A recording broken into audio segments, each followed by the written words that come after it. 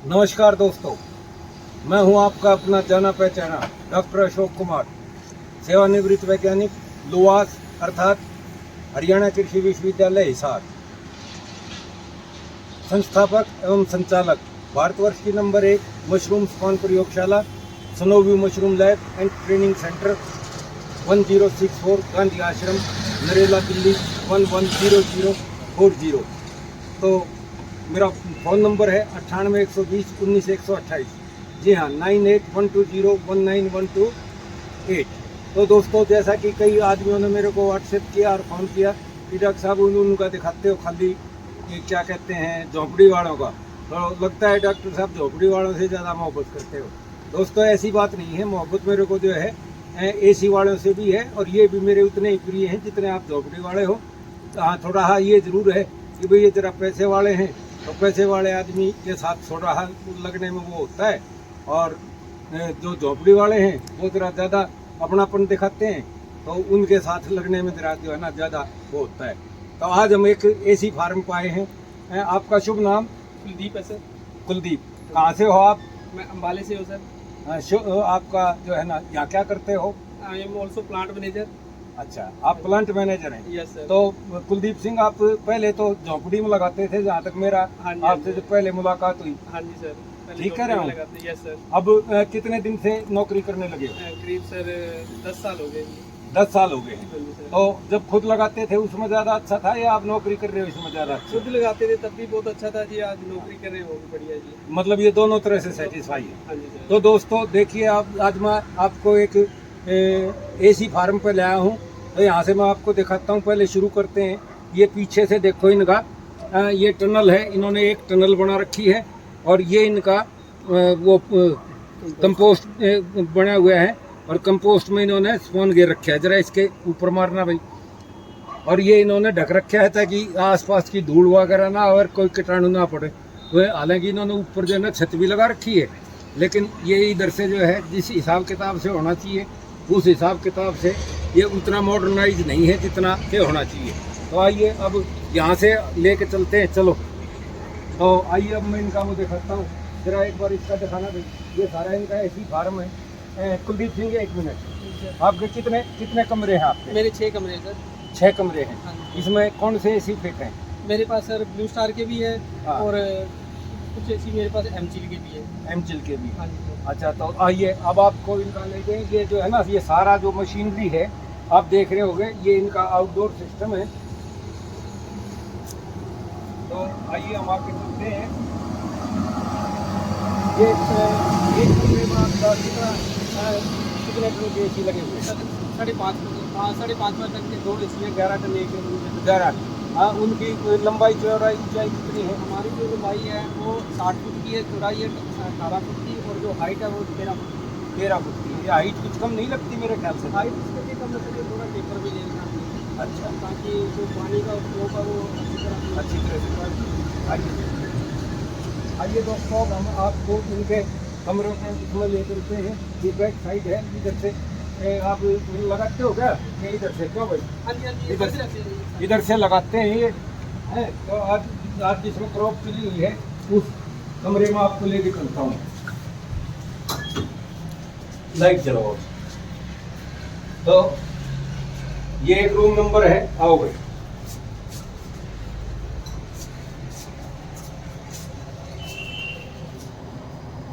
देखिए इनकी ये क्रॉप आई हुई है, और ऊपर से नीचे तक जरा कैमरा मारो।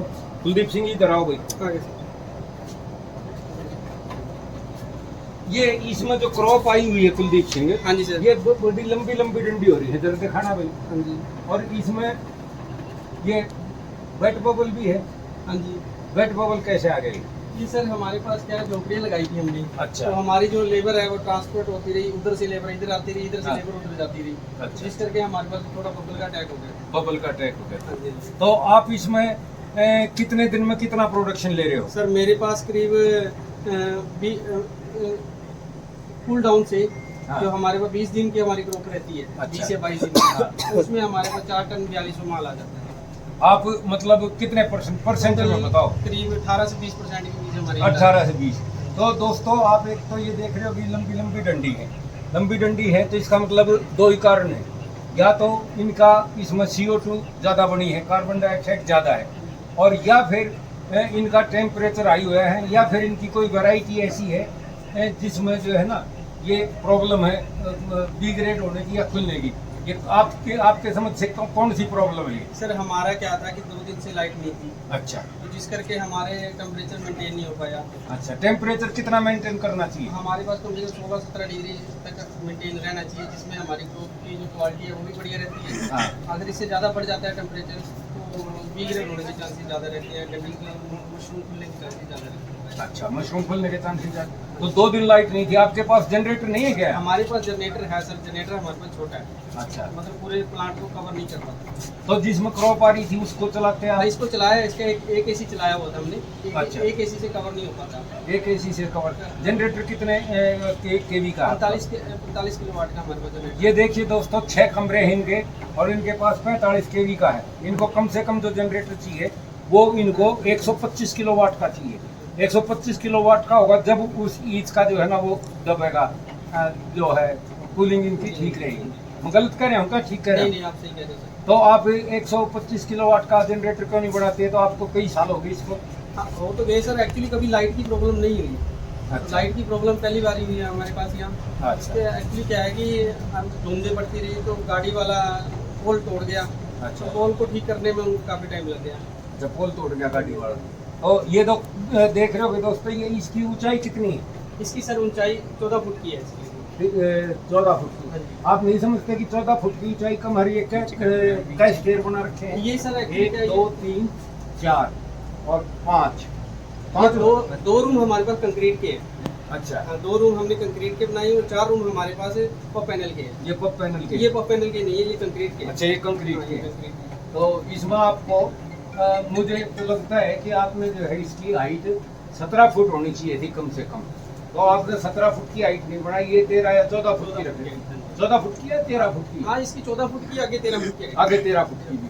तो ये 13 या 14 फुट की। देखो दोस्तों, मैं आपको बता दूं, AC फार्म बहुत अच्छी चीज है, लेकिन इसमें एक जो प्रॉब्लम है कुछ, वो ये है कि ये जब आप बनाओ तो ये बहुत ही टेक्निकल एक तरह से काम है।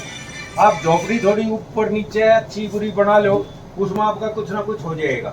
लेकिन अगर आपने AC को आप ऐसा ही जो ना अपनी मनमर्जी से बनाया और जैसा आपकी समझ में आया, जैसे आपको किसी ने बहका दिया, उस तरह से अगर आप बनाते रहे तो ये आपको कटोरा हाथ में दे देगा, आप इसमें कुछ कमा नहीं पाओगे। गलत कह रहे होंगे? नहीं, बात जायज़ है। आप तो मेरे ख्याल से 1-2 फार्मों पर भी तो काम करके आए हो। हाँ जी, हाँ जी, रहती है सर। तो ये प्रॉब्लम रहती है कि नहीं रहती? हाँ, रहती है, पर अगर टेक्निकल तरीके से बनाया जाए तो कोई प्रॉब्लम नहीं रहता है। टेक्निकल तरीका मतलब यहाँ पूरा तो नहीं है ना? एक्चुअली क्या है कि सर, अगर कोई अच्छा कंसल्टेंट मिल जाए हाँ। तो इसको अच्छी तरीके से प्रिपेयर ढंग से बना पाए, हाँ। तो वो प्लांट अच्छी तरीके से बन जाता है। अच्छा। पर अगर इसमें कुछ अपना माइंड यूज करे हाँ। और टेक्निकल बंदे का माइंड ना यूज करे, हाँ। तब दिक्कत आती है। तब दिक्कत आती है। तो मतलब हमारे यहाँ तो हमने ऐसा देखा है, पिछले एक्चुअली 33-34 साल हो गए मुझे भी इस लाइन में। कोई भी आदमी लेता है और मुंह उठा के जो है ना AC यूनिट बनाऊंगा, AC बनाऊंगा, तो वो बना लेता है। उनको जो है ना अलग अलग ढंग से लोग बाग ठगते हैं, अलग अलग ढंग से लोग बाग उन्हें गच्चा देते हैं, उन्हें अच्छी बुरी चीज़ें बताते हैं, उन्हें चेप देते हैं। तो आपने ये जो कूलिंग सिस्टम आपका 5.5 का है, काफी दिन पहले आया था मेरे ख्याल से, 4-5 साल हो लिए हो, 6 साल भी हो लिए हो, हाँ जी सर। जब तो इसमें इतनी कूलिंग नहीं थी। हाँ सर, एक्चुअली क्या है कि कूलिंग इसी करके छोड़ी है ना, क्योंकि 2 दिन से लाइट नहीं थी, तो डबल AC चले हुए हैं, हाँ। तो टेम्परेचर डाउन करके रखा हुआ ताकि मशरूम कम से कम खुले। नहीं, जैसे अब आपने 11 टन का AC लगा रखे तो 5.5 टन के, हाँ जी। मैं उस समय तो नहीं थे इतने, नहीं, 5.5 टन के 2 5.5 टन के 11 टन ही है। 11 टन। और ये में 11 टन लगी है। अच्छा, तो ये है। और आप इसमें आप कितनी पैदावार ले रहे हो? सर मेरे पास एक रूम से 4 टन 4200 के टन में मत बताओ आप। 4000 केजी से लेके हाँ। 4200 किलो तक माल आ जाता है। नहीं, आप मुझे परसेंटेज में बताओ। परसेंटेज में करीब 20% यील्ड आ जाती है। 18 से 20। हाँ, 20 तो नहीं बैठेगी 4 टन में? हाँ, 18 से 20%। 18 से 20। हाँ जी, 9 टन का मेरे ड्राई वेट 9 टन की रहती है। अच्छा, हाँ जी। तो अरे सुल जाओ नहीं यार, इसे कहाँ गया ये? दूसरे पैर नीचे आ जाए, दूसरा पैर हाँ, ठीक है। जा। खुद से कर लेगा बाकी। तो भाई लोगों एक बात बताऊं मैं आपको कि इसमें ज्यादातर लोग बात 16 से 18% पैदावार लेते हुए पाए जाते हैं मुझे, और 16 से 18% जो पैदावार होती है उसका मैं समझता हूँ कि उसे नुकसान ही नुकसान है, उसका खर्चा ही मुश्किल से पूरा होगा। और अब की बार तो घर चलो, रेट अच्छा था इस बार हाँ तो, रेट अच्छा था सर। हाँ तो इस बार थोड़ा खर्चा। वैसे आप ओवरऑल आप प्रॉफिट में चल रहे हो या घाटे में चल रहे हो? सर अभी ऑल ओवर देखा जाए तो नो लॉस नो प्रॉफिट पे है।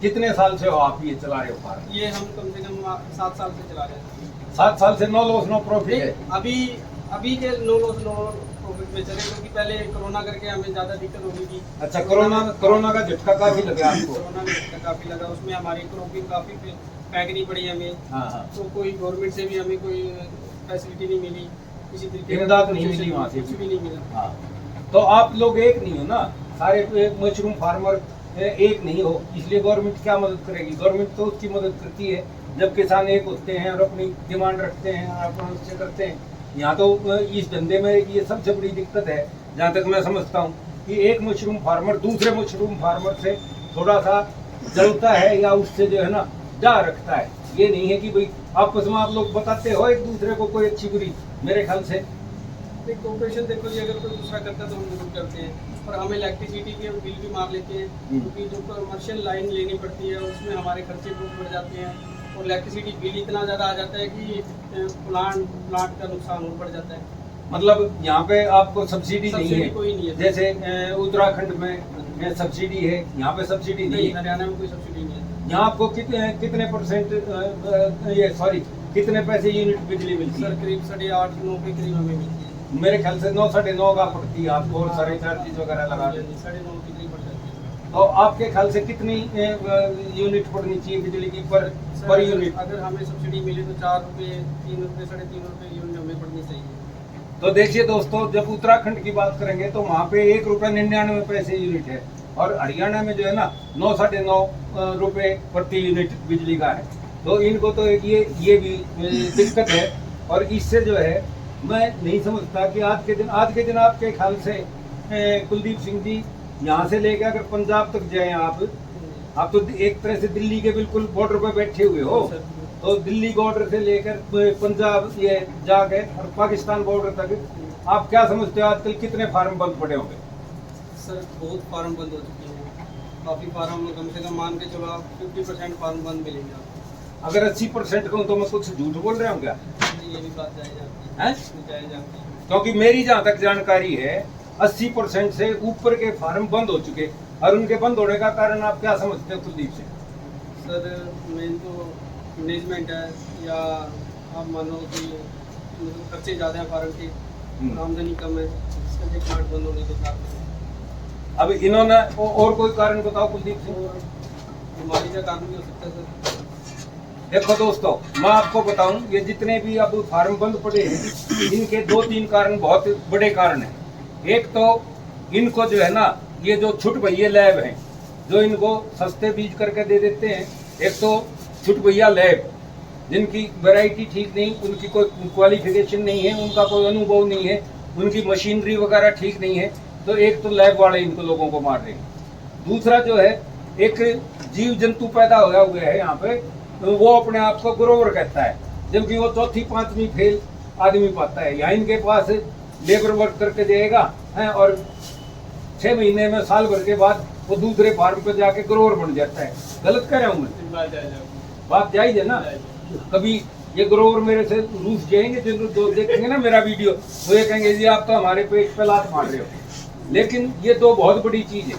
और तीसरी जो बड़ी चीज है कि इनको गवर्नमेंट की तरफ से सेवाएं बनाने के ऊपर जो इमदाद मिल रही है, सब्सिडी मिल रही है, वही मिल रही है। तो इनको टेक्निकल नो हाउ भी नहीं है कि भाई किस तरह से बनना चाहिए, किस तरह से चलना चाहिए, क्या क्या वो करना चाहिए। तो इनको कोई खास प्रशिक्षण भी ये नहीं लेते, और ज़्यादातर मालिक ये सोचते हैं कि बस ग्रोवर कमा के दे देगा या जो है ना हमारी लेबर कमा के दे देगी। जबकि ये एक ऐसा धंधा है कि अगर इसमें मालिक जो है वो खुद सुबह दोपहर शाम 3 टाइम अगर अपने फार्म पे विजिट नहीं करेगा, अपने कमरों में विजिट नहीं करेगा, तो और इसको शायद ही बिरला ही आदमी होगा जो एक आधा कमा के देता है। ये हमारा जो है कुलदीप सिंह है, ये मेरे से काफ़ी दिनों से, काफ़ी कई सालों से परिचित है और ये काफ़ी मेहनती लड़का है, मैं इसको कह सकता हूँ।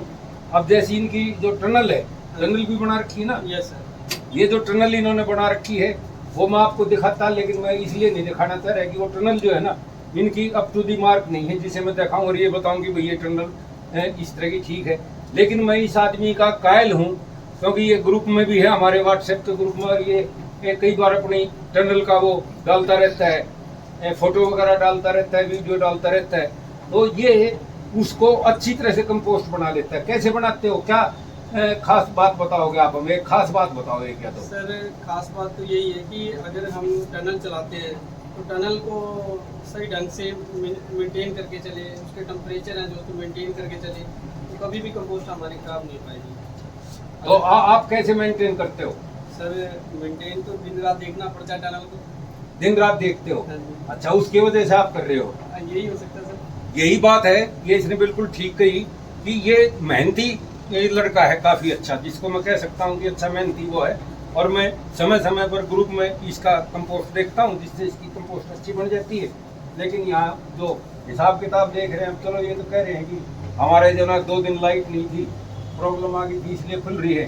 तो ये बाई चांस मेरा आना हो गया, यहाँ वीडियो बनाना हो गया, सिर्फ इसीलिए कि आप लोग ये कहते हैं जी छपरों में घूमते रहते हैं, एसी में नहीं। तो मैंने सोचा कि चलो आपको यहाँ का वो बना दें। तो आप क्या समझोगे कि एसी यूनिट बनाने के लिए या चलाने के लिए आप अपनी समझ से क्या तायद करोगे किसान को कि किसको बनानी चाहिए, कब बनानी चाहिए, कैसे बनानी चाहिए और कैसे चलानी चाहिए? आप अपना अनुभव बताओ, क्योंकि आपको भी 10-12 साल का अनुभव मैं समझता हूँ हो गया है। सबसे पहले तो कोई भी यूनिट लगाना चाहता है, एसी यूनिट लगाना चाहता है, तो सबसे पहले उसको उसकी प्रशिक्षण लेना चाहिए, उसकी अच्छा। नॉलेज लेनी चाहिए। क्योंकि आपने जो बोला है कि ग्रोवर पे डिपेंड नहीं रहना चाहिए। ग्रोवर पे अगर कोई भी डिपेंड रहता है तो उससे पहले उनको इसके प्रशिक्षण ले, ताकि आप जैसे जैसे आप प्रशिक्षण देते हो तो आपसे संपर्क करें या किसी भी गवर्नमेंट लैब से संपर्क करें, ताकि अच्छी तरह प्रशिक्षण लेने के बाद ही एसी फार्म लगाएं, वरना तो काफ़ी लॉस हो सकता है। काफी लॉस हो सकता है। और लाइट वगैरह की सुविधा भी होनी चाहिए। हाँ, लाइट की तो सर 24 आवर्स होनी चाहिए, क्योंकि लाइट ही मशरूम का हार्ट है। मशरूम का दिल जो है हाँ, वो लाइट है, एसी फार्म के लिए। देसी फार्म के लिए। अच्छा, और क्या होना चाहिए? वो तो सर ये है कि मैनेजमेंट अच्छी होनी चाहिए, मैनेजमेंट अच्छी होनी चाहिए। खुद भी प्लांट को अच्छी तरह देखे और मेंटेन करके चले। मेन सबसे बड़ी बात तो मेंटेन है जी। और मार्केटिंग कैसी होनी चाहिए मशरूम की? आप मार्केटिंग कहाँ करते हो? मार्केटिंग सर हम ये जाती मंडी भी करते हैं, लोकल सेल भी करते हैं। हाँ, डायरेक्ट भी बेचते हो नहीं? टोटली डायरेक्ट बेचता हूँ सर मैं माल। अच्छा, टोटली ज्यादा से ज्यादा कोशिश करते हो डायरेक्ट। और डायरेक्ट कितना बेच लेते हो, इनडायरेक्ट कितना?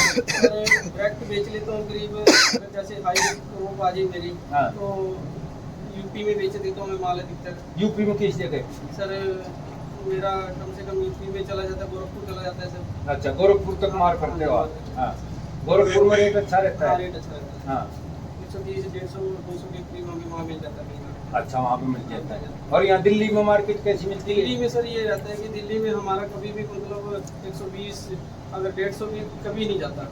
रेट तो कभी नहीं जाता। अब की बार तो रेट अच्छे रहे होंगे दिल्ली में भी भाई। दिल्ली में सर रेट अच्छे का मतलब ये होता है कि आज अगर आपका 150 बिका तो कल ये कंफर्म नहीं है कि आपका 100 भी बिकेगा। अच्छा, कल 100 का भी वो नहीं, मतलब ये दिल्ली के जो आड़ती हैं वो कुछ ज्यादा बदमाश लगे मुझे। बस सर उसके बारे में क्या कह सकते हैं जी, आप हमसे ज्यादा जानकारी है इसलिए आपको ज्यादा नॉलेज नहीं, है। फिर भी आपकी आत्मा दिल क्या करता है? देखो जी, हम ये नहीं कह सकते कि आड़ती ऐसी है, बट ये है कि वहाँ जो भी जाता है सभी के अलग अलग माइंड है सबका, सभी अलग अलग रेट बताते हैं। अभी ऐसा तो नहीं है कि भाई आपकी जो क्वालिटी जो है यहाँ पे जो आनी चाहिए वो क्वालिटी आप लोगों की सर, बाहर ये नहीं जा पाती हो? क्वालिटी का तो सभी फार्मों पे इशू रखता है इस चीज का।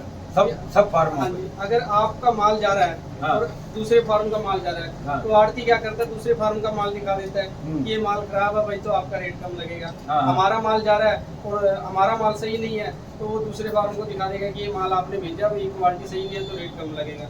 बट अब हर कोई फार्मर भी हर रोज दिल्ली आजादपुर मंडी नहीं जा सकता।